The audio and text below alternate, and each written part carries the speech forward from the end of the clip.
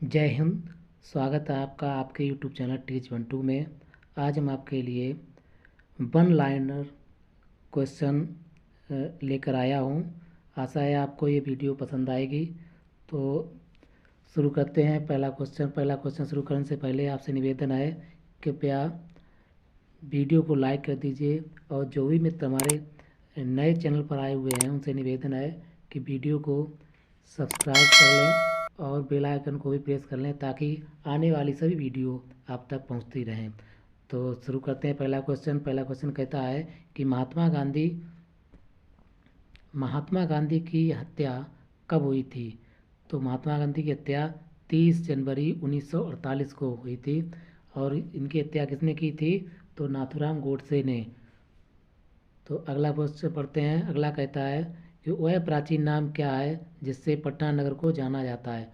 पटना नगर को किस नाम से जाना जाता है? तो पटना नगर का पुराना जो नाम था वो पाटलिपुत्र था।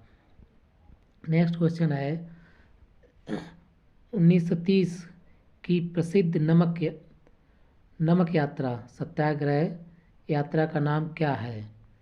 1930 में जो प्रसिद्ध नमक यात्रा हुई थी उस सत्याग्रह का नाम क्या है? तो थी दांडी यात्रा।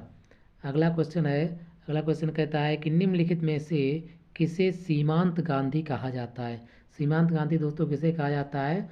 तो कहा जाता है अब्दुल गफ्फार खां को सीमांत गांधी कहा जाता है। नेक्स्ट क्वेश्चन है कि वंदे मातरम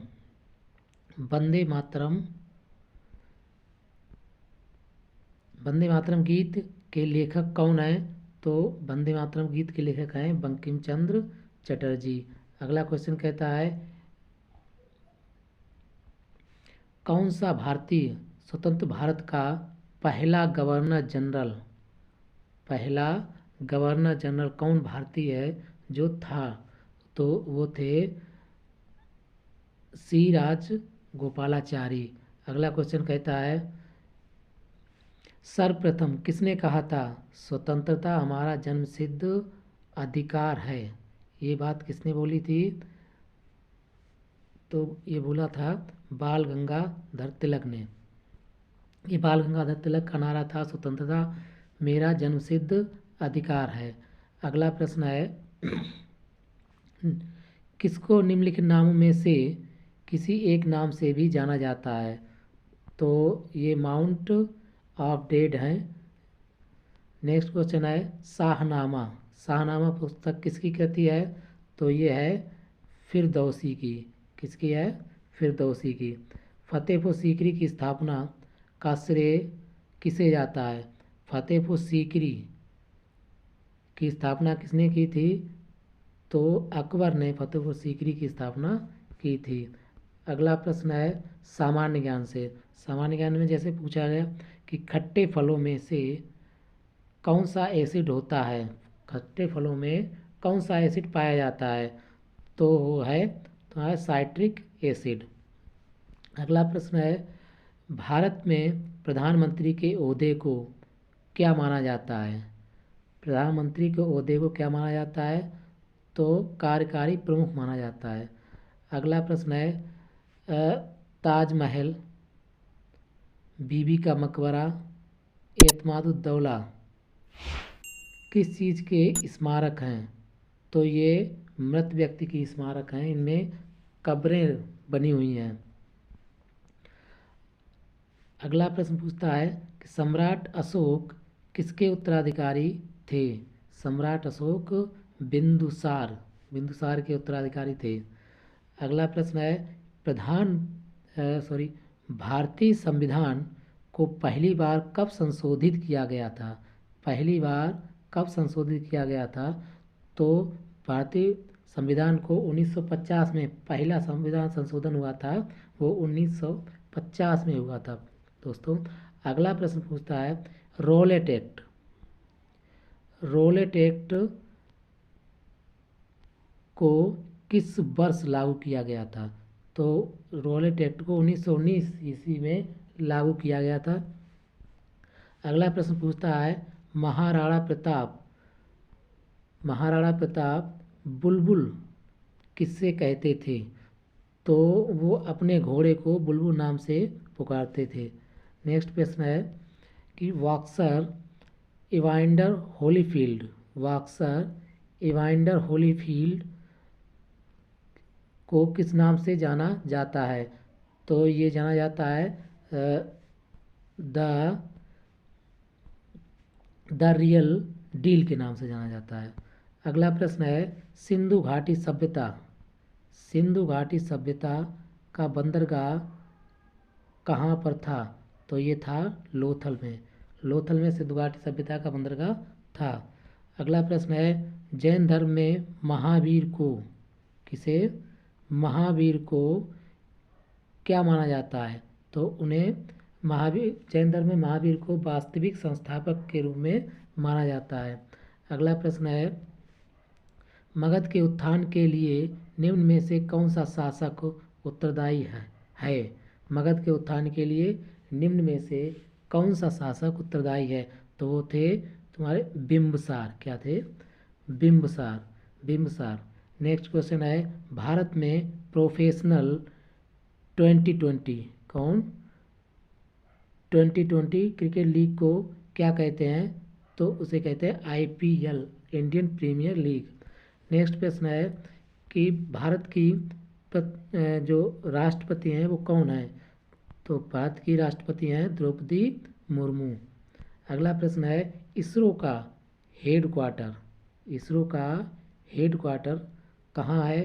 तो वो है बेंगलोर में। कहाँ है? बेंगलोर में। अगला प्रश्न है संसद में कौन से 2 हाउसेस बने हुए हैं? संसद में कौन से 2 हाउसेस बने हुए हैं? तो वो है एक है लोकसभा और दूसरा है राज्यसभा। लोकसभा और राज्यसभा 2 हाउसेस बने हुए हैं। अगला प्रश्न कहता है भारत का सबसे छोटा राज्य, सबसे छोटा राज्य कौन सा है? तो वो है गोवा। कौन सा है? गोवा। अगला प्रश्न कहता है कि रामायण, रामायण के लेखक कौन है? तो रामायण के लेखक हैं वाल्मीकि। रामायण को किसने लिखा था? वाल्मीकि ने। भारत में ब्लू सिटी, ब्लू सिटी के नाम से किस शहर को जाना जाता है? तो ब्लू सिटी के नाम से जोधपुर को जाना जाता है। अगला प्रश्न है निम्न भारत में कौन सी नोट, भारत में कौन सी नोट ईसू सिस्टम फॉलो करती है? ईसू सिस्टम फॉलो कौन सी नोट करती है? तो ये है minimum reserve system, minimum reserve system. अच्छा अगला प्रश्न कहता है कि भारतीय संविधान में कितनी भाषाएं हैं? भारतीय संविधान में कितनी भाषाएं हैं? तो वो हैं 22 भाषाएं हैं। अच्छा अगला प्रश्न कहता है कि भारत के किस राज्य की आबादी सबसे ज़्यादा है? भारत के किस राज्य की आबादी सबसे ज़्यादा है? तो ये यहाँ पर उत्तर प्रदेश होना चाहिए, उत्तर प्रदेश। नेक्स्ट प्रश्न है मिल्खा सिंह को क्या कहा जाता है? मिल्खा सिंह, मिल्खा सिंह को बोला जाता है फ्लाइंग सिख ऑफ इंडिया या फ्लाइंग जट के नाम से भी इन्हें जाना जाता है। अगला प्रश्न है भारत में सबसे बड़ा राज्य कौन सा है क्षेत्रफल की दृष्टि से? तो वो है राजस्थान। राजस्थान भारत का सबसे बड़ा राज्य है। नेक्स्ट प्रश्न है भारत में कितने राज्य और कितने यूनियन टेरिटरी हैं? तो ये 29 राज्य और 7 यूनियन टेरिटरी हैं। भारत का 14th कितना 14वां प्रधानमंत्री कौन है? तो वो है नरेंद्र सिंह मोदी। अगला प्रश्न है गुप्त काल में कौन सी गुफाएं निर्मित की गई थी? गुप्त काल में कौन सी गुफाओं का निर्माण किया गया था? तो अजंता की गुफाओं का निर्माण किया गया था। अगला प्रश्न पूछता है कि 7 अजूबों में से कौन सा अजूबा आगरा में, कहाँ? आगरा में है। तो वो है ताजमहल, सबको पता है। फिर अगला प्रश्न पूछता है सह्याद्री, कौन? सह्याद्री को और किस नाम से जाना जाता है? तो द वेस्टर्न घाट, किस नाम से जाना जाता है? द वेस्टर्न घाट से जाना जाता है। नेक्स्ट प्रश्न पूछता है भारत की सबसे पुरानी पर्वत श्रृंखला कौन सी है? भारत की सबसे पुरानी पर्वत श्रृंखला कौन सी है? तो वो है अरावली पर्वत श्रृंखला। नेक्स्ट प्रश्न कहता है ट्विन सिटीज कौन से दो शहरों को बोला जाता है? किन दो शहरों को ट्विन सिटीज बोला जाता है? तो वो है हैदराबाद और सिकंदराबाद। नेक्स्ट प्रश्न कहता है भारत के राष्ट्रपिता कौन थे या कौन हैं? भारत के राष्ट्रपिता कौन हैं?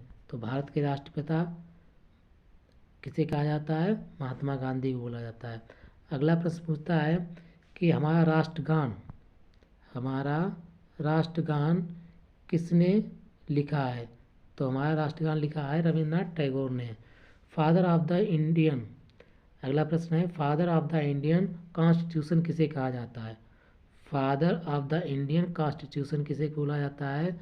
तो बोला जाता है डॉक्टर भीमराव अम्बेडकर को। अच्छा, अगला प्रश्न है कि भारत का गणतंत्र दिवस कब मनाया जाता है? तो ये मनाया जाता है 26 जनवरी को। अगला प्रश्न पूछता है आंध्र प्रदेश का लोक नृत्य क्या है? तो आंध्र प्रदेश का लोक नृत्य है कुचिपुड़ी आंध्र प्रदेश का लोक नृत्य है।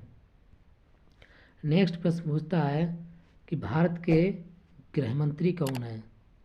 भारत के गृहमंत्री का नाम बताओ। तो भारत के गृहमंत्री कौन है? अमित शाह। भारत के वित्त मंत्री कौन है? तो भारत के वित्त मंत्री हैं निर्मला सीतारमण। नेक्स्ट प्रश्न है भारत के आरबीआई गवर्नर कौन है? तो भारत के आरबीआई गवर्नर हैं श्री शक्तिकांता दास। नेक्स्ट प्रश्न है कि किस भारतीय ने भारत पत्रिका कौन सी प्रबुद्ध भारत पत्रिका शुरू की? तो स्वामी विवेकानंद जी ने प्रबुद्ध भारत पत्रिका शुरू की थी। नेक्स्ट क्वेश्चन कहता है भारत के शिक्षा मंत्री कौन? भारत के शिक्षा मंत्री कौन है? तो वो हैं रमेश पोखरियाल। अगला प्रश्न है भारत के रक्षा मंत्री कौन है? तो भारत के रक्षा मंत्री हैं श्री राजनाथ सिंह। भारत के और ये क्वेश्चन गलत है, इसे काट देना चाहिए। अगला प्रश्न बढ़ता है तमिलनाडु में शासक कौन है? तो बनवारी लाल पुरोहित थे, अब पता नहीं। नेक्स्ट प्रश्न है निम्न में से 2022 में कौन सी वैश्विक बीमारी चल रही थी? तो वैश्विक बीमारी कौन सी थी? Corona virus. अगला प्रश्न है फेसबुक के संस्थापक कौन है? तो हैं मार्क जुकरबर्ग। अगला प्रश्न है भारत में पहला फ़ोन कब लॉन्च हुआ था? तो हुआ था 1955 में। अगला प्रश्न कहता है सीए का फुल फॉर्म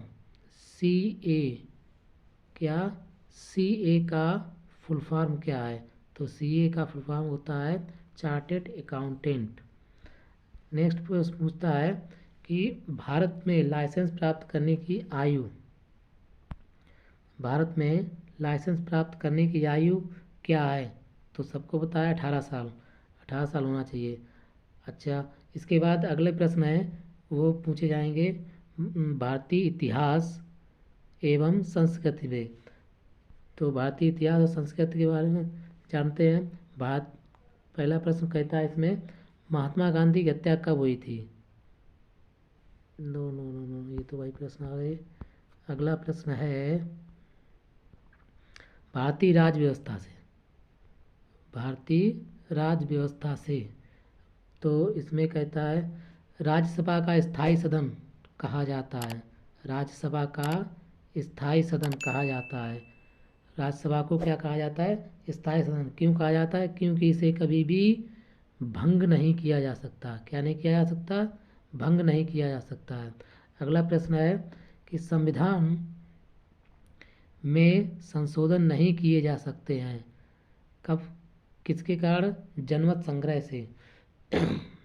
नेक्स्ट प्रश्न है भारत में कब पहली बार राष्ट्रीय आपातकाल घोषित हुआ था? राष्ट्रीय आपातकाल कब घोषित हुआ था? तो वो हुआ था 1962 में पहली बार राष्ट्रीय आपातकाल घोषित हुआ था। नेक्स्ट प्रश्न है संविधान सभा ने भारत के संविधान को कब अंगीकृत किया? संविधान सभा ने भारत के संविधान को कब अंगीकृत किया था? तो इसमें ऑप्शन है इनमें से कोई नहीं, मतलब इसका ऑप्शन नहीं दिया गया है, लेकिन 26 जनवरी 1949 को। नेक्स्ट प्रश्न है हमने विश्व के किस राष्ट्र के संविधान से अपने मूल अधिकारों की संकल्पना ग्रहण की? क्या ग्रहण की? मूल अधिकारों की संकल्पना। तो ये कहाँ से ली गई है? मूल अधिकार कहाँ से लिए गए?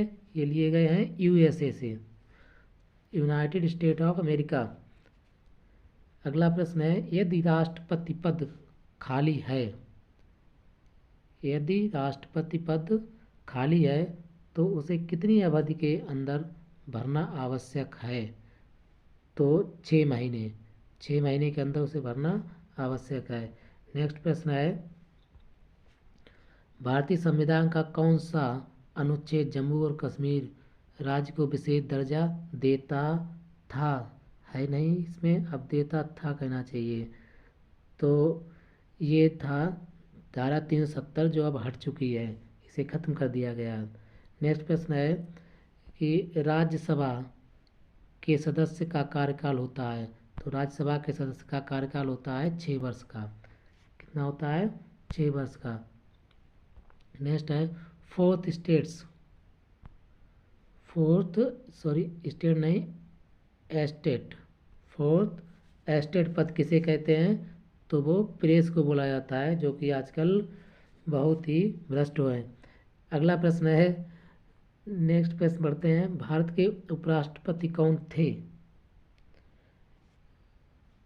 तो इसमें दिया गया है डॉक्टर एस राधाकृष्णन। अच्छा, नेक्स्ट प्रश्न है भारतीय अर्थव्यवस्था से। भारतीय अर्थव्यवस्था से प्रश्न है, इसमें पहला प्रश्न कहता है कि भारतीय रुपए का पहचान प्रतीक, मतलब चिन्ह जो है, प्रतीक क्या है? ये प्रतीक क्या है? तो वो है ये रा। नेक्स्ट है कि ग्रेसम नियम से अभिप्राय है। ग्रेसम नियम क्या है? निकृष्ट मुद्रा श्रेष्ठ मुद्रा को संचलन से हटा देती है, ये भारतीय ग्रेसम नियम कहता है। नेक्स्ट है निम्नलिखित में से कौन सा कर संघ द्वारा लिया जाता है और कौन राज्यों द्वारा उगाहा तथा विनियोजित किया जाता है? तो ये स्टाम्प शुल्क होता है। क्या होता है? स्टाम्प शुल्क। नेक्स्ट प्रश्न है वर्ष 2010 की फोर्ब्स 2000 सूची में भारत की कुल कितनी कंपनियां शामिल थीं? तो ये थी 56। नेक्स्ट प्रश्न है तेजड़िया मतलब बुल, क्या? बुल। और मंदड़िया मतलब बियर। ये शेयर मार्केट में होता है। वाणिज्य के किस पहलू से संबंधित हैं? तो ये सब स्टॉक मार्केट से संबंधित हैं। नेक्स्ट प्रश्न है निम्नलिखित में से कौन सा कर ऐसा है जिससे कीमत में वृद्धि नहीं होती है? तो वो होती है इनकम टैक्स, आयकर। नेक्स्ट प्रश्न भारत में आर्थिक उदारीकरण आरंभ हुआ था।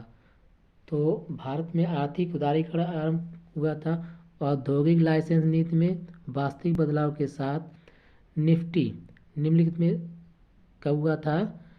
औद्योगिक लाइसेंस में वास्तविक बदलाव के साथ। निफ्टी निम्नलिखित में से किससे संबंधित है? तो निफ्टी जो होता है एनएसई, ये एक सूचकांक होता है। क्या होता है? सूचकांक होता है। नेक्स्ट है विश्व स्वर्ण परिषद की रिपोर्ट के अनुसार कौन सा देश स्वर्ण का सबसे बड़ा आयातक है? तो सबसे बड़ा आयातक सोने का पूछा गया। किसका पूछा गया? सोने का। तो वो है भारत। अगला प्रश्न कहता है हार्ड करेंसी। हार्ड करेंसी का अर्थ क्या है? तो हार्ड करेंसी होती है वह मुद्रा जिसकी आपूर्ति मांग के अपेक्षा कम हो। वह मुद्रा जिसकी आपूर्ति मांग की अपेक्षा कम हो, वो हार्ड करेंसी कहलाती है। अगला प्रश्न पूछता है कि संयुक्त राष्ट्र संघ क्या है? तो संयुक्त राष्ट्र संघ शासकीय रूप से 1945 में 8 से अस्तित्व में आया था। ये प्रश्न क्लियर नहीं है, इसे हटा देते हैं। अगला प्रश्न पूछते हैं कि संयुक्त राष्ट्र संघ का प्रथम महासचिव कौन थे? संयुक्त राष्ट्र संघ के प्रथम महासचिव तो वो थे तिंगबेली। अगला प्रश्न है निम्नलिखित में से कौन सा देश संयुक्त राष्ट्र का 193वां कितने 193वां राष्ट्र है? तो वो है दक्षिण सूडान। नेक्स्ट प्रश्न है संयुक्त राष्ट्र संघ के वर्तमान महासचिव कौन है? तो बान की मून। नेक्स्ट है 2 जुलाई 2019 को अंतर्राष्ट्रीय परमाणु ऊर्जा एजेंसी IAEA के महानिदेशक चुने गए। तो वो चुने गए थे यूकिया अमानो। 5 जुलाई 2011 को अंतर्राष्ट्रीय मुद्रा कोष IMF प्रबंध निदेशक का कार्यभार किसने संभाला था? तो क्रिस्टीन लगाई ने। तो फ्रेंड्स ये तो थे आज के महत्वपूर्ण प्रश्न। आशा करते हैं वीडियो आपको पसंद आया होगा। अगर वीडियो आपको पसंद आया तो कमेंट करके हमें ज़रूर बताइएगा और वीडियो को शेयर करना मत भूलिएगा। जय हिंद।